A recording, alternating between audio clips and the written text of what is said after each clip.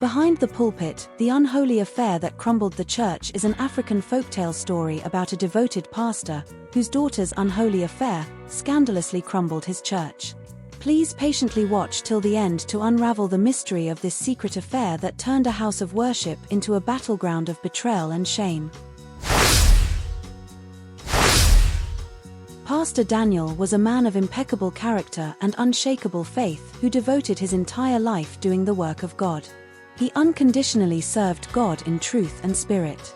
Born into a modest family in a small village many years ago, he struggled like every other kid in his neighborhood, walking long distance to and from school every day.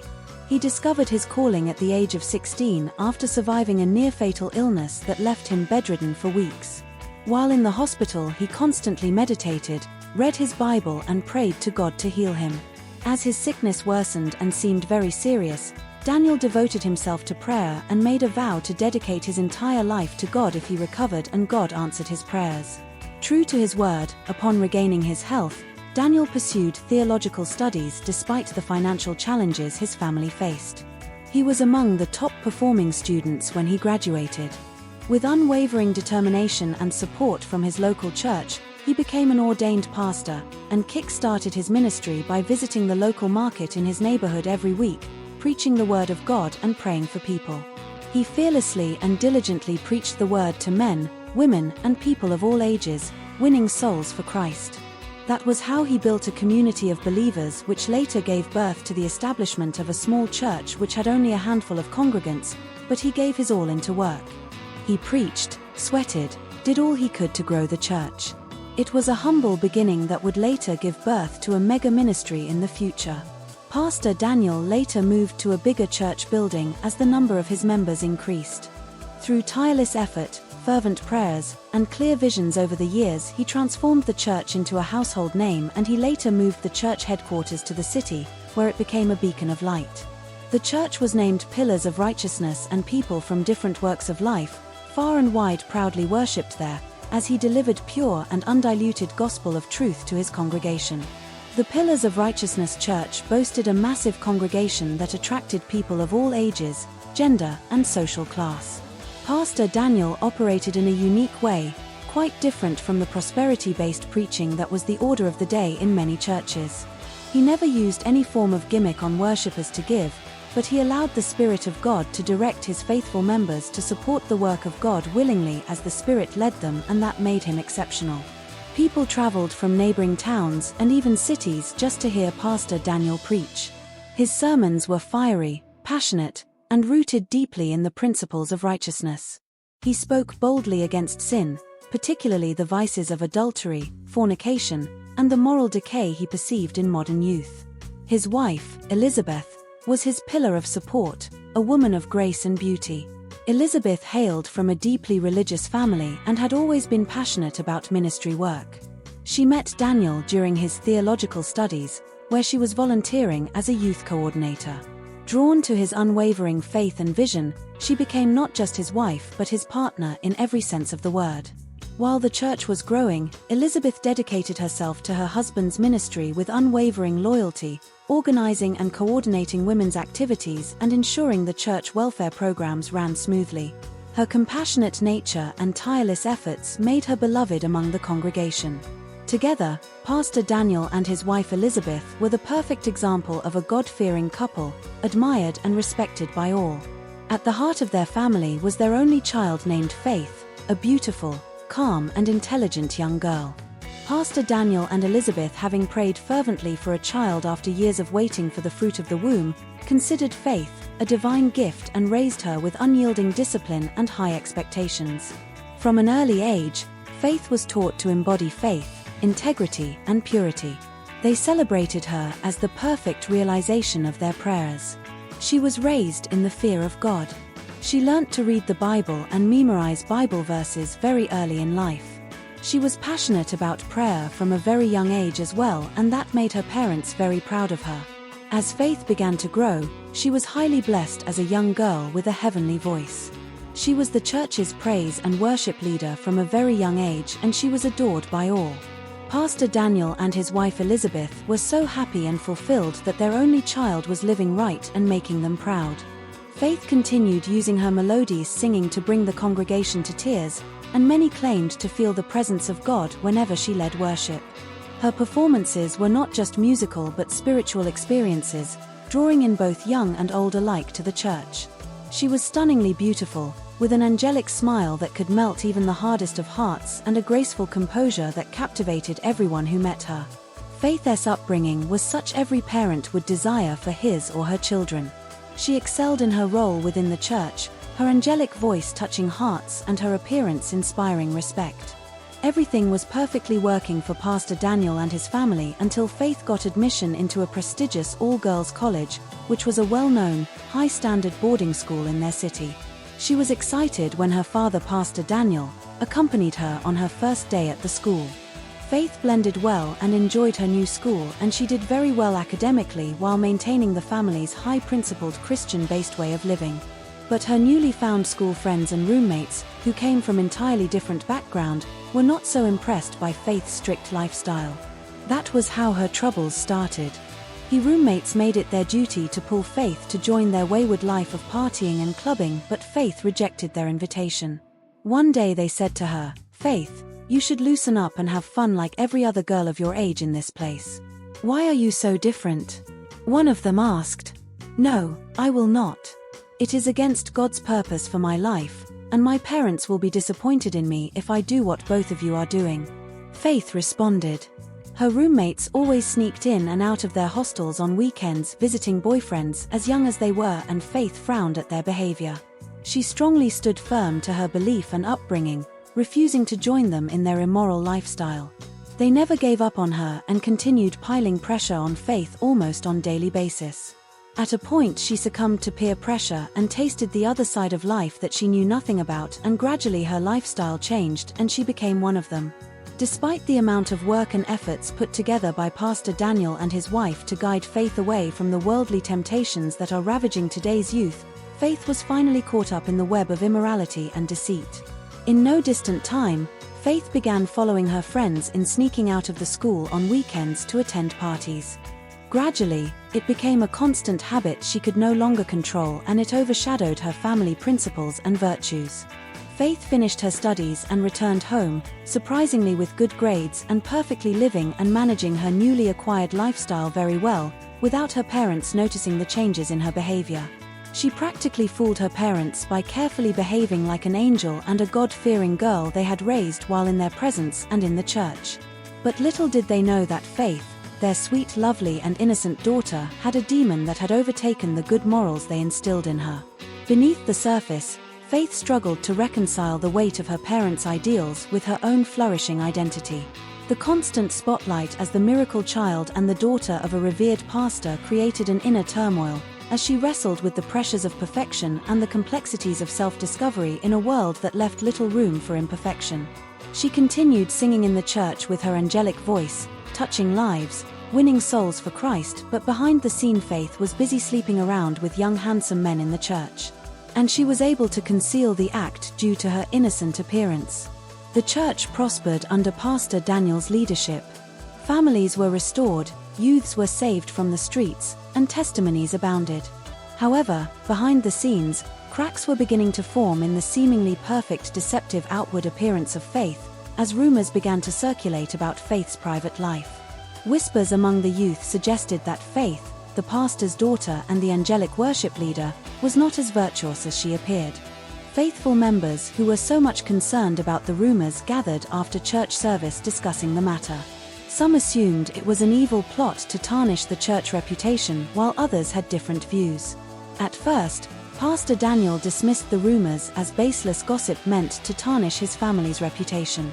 "The devil is always at work," he would say, urging his congregation to focus on their own spiritual journeys rather than indulging in idle talk.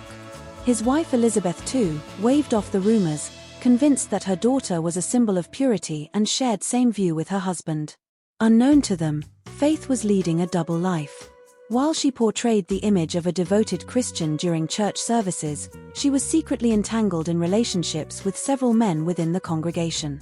Her charm and beauty made her irresistible to many, and she knew how to manipulate her admirers while keeping her secrets hidden.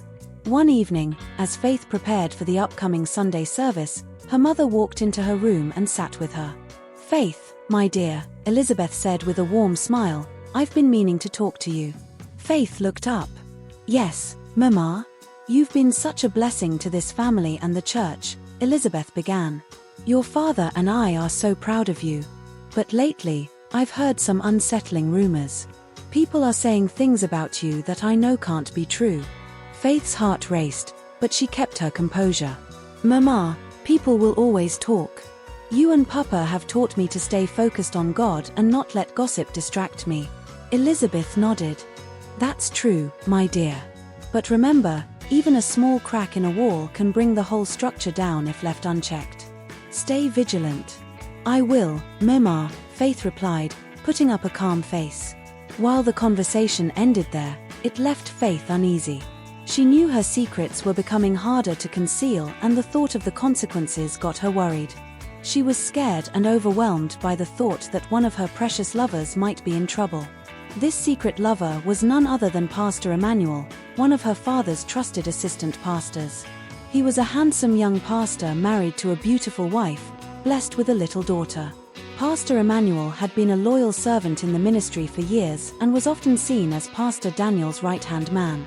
He was a very dedicated young pastor, loved by everyone for his passion for the ministry work, and he preached the gospel with confidence and charisma. The affair between Pastor Emmanuel and Faith was risky, but the thrill of secrecy only fueled their reckless passion. When Faith discovered that her secret affair with Pastor Emmanuel was still safe at that moment, they later met at their usual hotel and continued their illicit love affair despite the risk. One afternoon, after a midweek service, Pastor Emmanuel approached Faith in a secluded corner of the church. "Faith," he whispered, glancing around to ensure no one was watching, "we need to talk." Faith's heart skipped a beat. "Not here, Pastor Emmanuel. Someone might see us." "I know," he said urgently. "Okay, meet me at the usual place tonight." That evening, they met at the hotel on the outskirts of the city. As they sat together, Pastor Emmanuel spoke with a troubled expression. "Faith, this can't go on. It's only a matter of time before someone finds out." "What are you saying?" Faith asked, her voice tinged with both fear and defiance. "I'm saying we need to end this," Pastor Emmanuel replied. "I can't keep living like this, lying to my wife and risking everything." Faith's eyes filled with tears. "You can't just walk away from me, Pastor Emmanuel.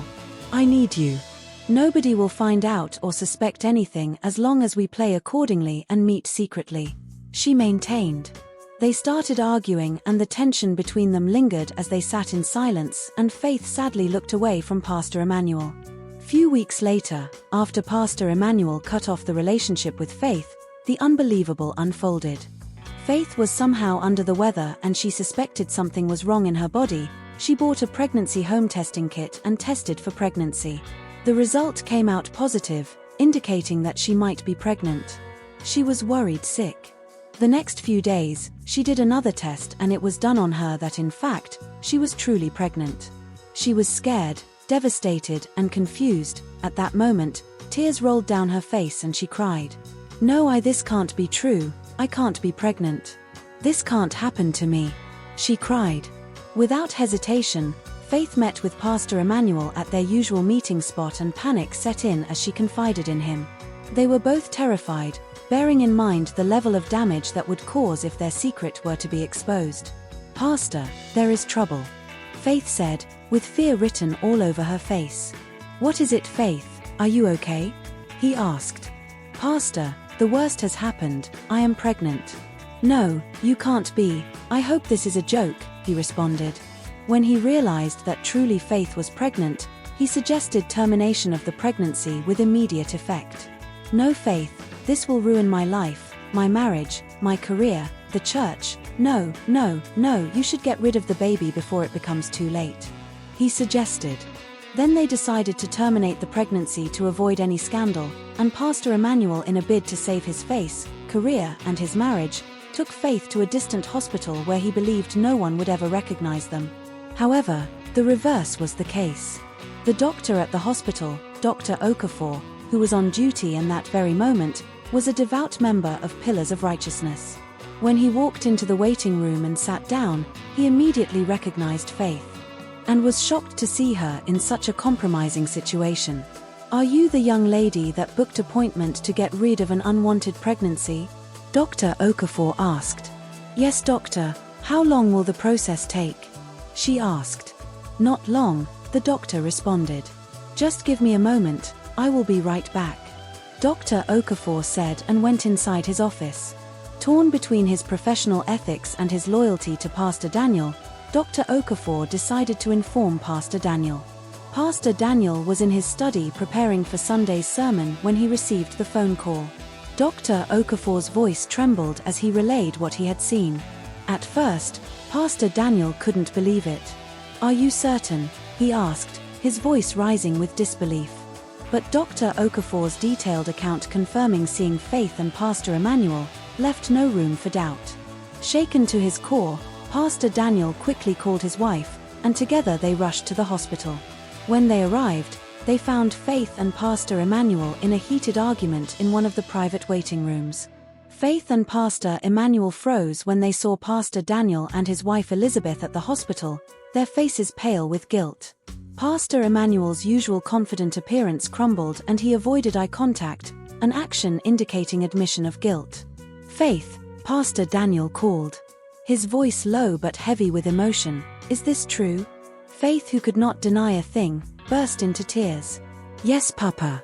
I'm so sorry." Elizabeth's voice trembled.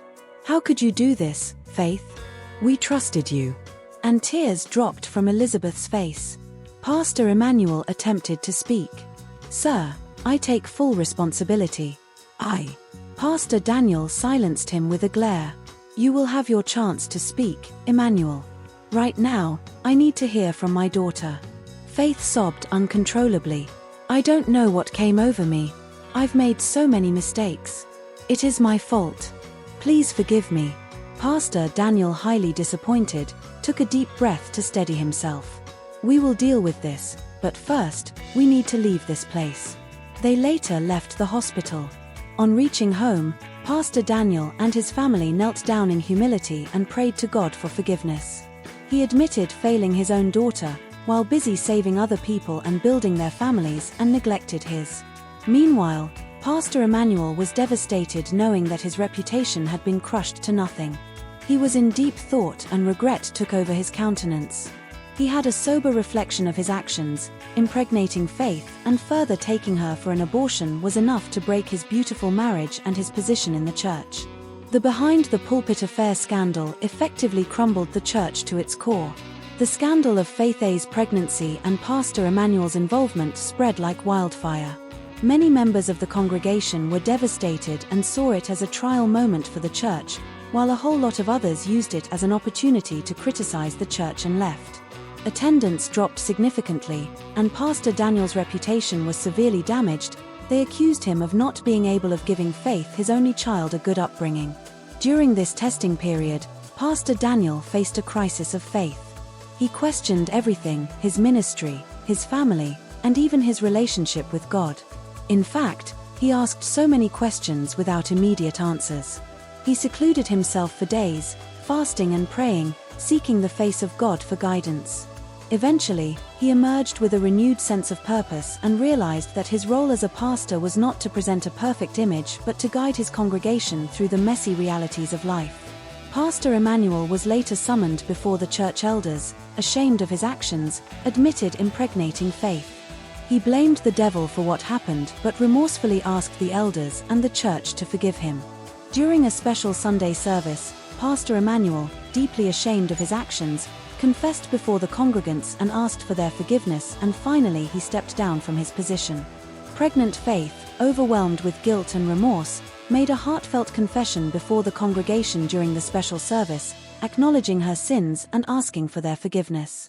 She personally asked Pastor Emmanuel's wife to forgive her for the pains she had caused her and her family. "I have failed you all," she said tearfully, standing before the church. "But I want to make things right, with God's help. To you, Pastor Emma's wife, I am deeply sorry for the troubles I have caused in your marriage, please forgive me." Her honesty touched the hearts of many. After they both confessed their sins and pleaded for mercy and forgiveness, Pastor Daniel finally addressed the congregation. "I stand before you today as a man humbled by the imperfections of life," he began. "I have preached righteousness for years, but today I am reminded that we are all sinners in need of God's grace. My family has fallen short, and I ask for your prayers as we seek healing and restoration." His honesty and humility resonated with many. Slowly, the church began to rebuild, and their confidence in him reignited, though it was a long and difficult journey. Following the special service, Pastor Emmanuel subsequently sought counseling alongside his wife, who struggled to forgive him after being reduced to nothing by his erratic behavior and the devastating effect of the scandal. But she chose to work towards reconciliation.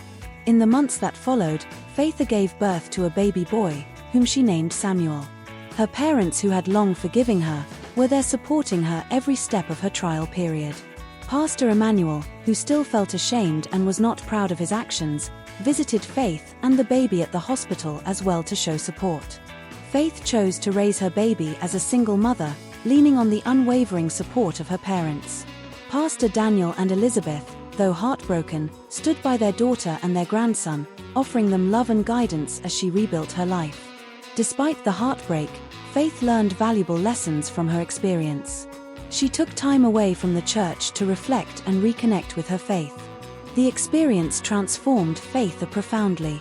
She pursued further education in counseling and began working with youth in the church. She became a Sunday school teacher, using her story as a testimony to enlighten the young ones of the dangers and temptations facing the youths of nowadays. Over time, Faith became a pillar of strength in the ministry, her journey serving as a beacon of hope for others navigating their own life struggles.